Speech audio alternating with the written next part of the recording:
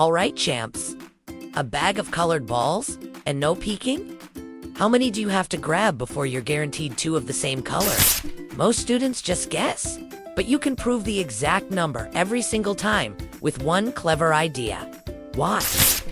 Great, let's take a look at this question, shall we? This is 4, okay, is it? Now, 3 black balls. At least, how many balls must Peter remove from the bag to ensure that there are 2 balls of the same color? Now, in this case, Peter is unlucky. I'm going to draw a sad face for Peter, okay? Unlucky.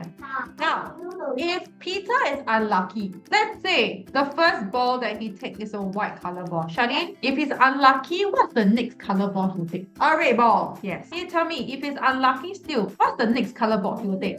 He will take a black one. So right now, no, you see, I have white, red, and black already. Now, how many more balls Peter needs to take before he gets 2 of the same color? 1. Why is it 1? Because if you take, if it's red, then black will have 2. If you take red one, if you take white will have 2. So does it matter what is this last color ball? No. Does it matter what color ball? Doesn't matter, right? Okay, I like red color, so I put red color. So my answer is 3 plus 1 is equals to 4. So I want you to understand that in order for us to have balls of the same color, right, we have to think that a person here is unlucky.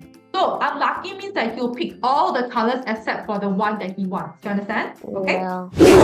The answer is 4 balls. If you find this video helpful, please smash that like button and don't forget to subscribe to our channel for more math content like this one. That's the pigeonhole principle. More items than boxes means a match is guaranteed. Your turn. 40 students, 12 months.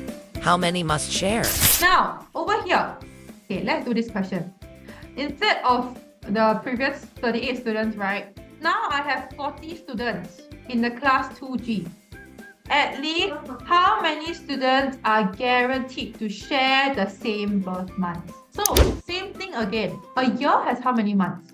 A year has 12 months. So, just now what did I say? At least means that you are thinking about the worst case, right? Worst case, okay?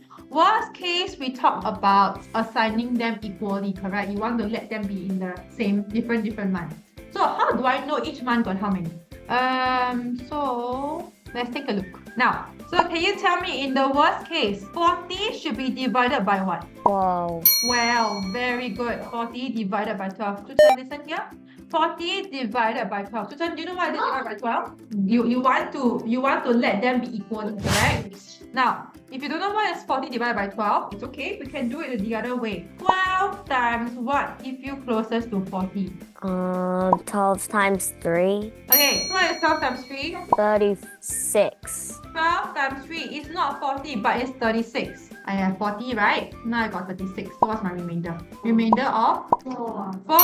Okay. So this is telling me that I have 3 or 4. Okay. So this tells me that every group, January, February, March, April, all the way to December has 3, 3, 3, 3, all the way to 3. So every group has 3 right now. My remainder 4, right? How do I spread them up? How do I spread them up? Do you want 4 in one group? Yes or no? Yes, I want. You want, but not what I want. You want the 4 in one group. Now, we think about worst case, right? You think about separating them, correct? So let them be 1, 1, 1, 1. So in my worst case, how many students are in one group? 3 plus 1. 3 plus 1 equals to? 4. Yeah, 3 plus 1 is equals to 4. The answer is at least 4 students have the same birth month.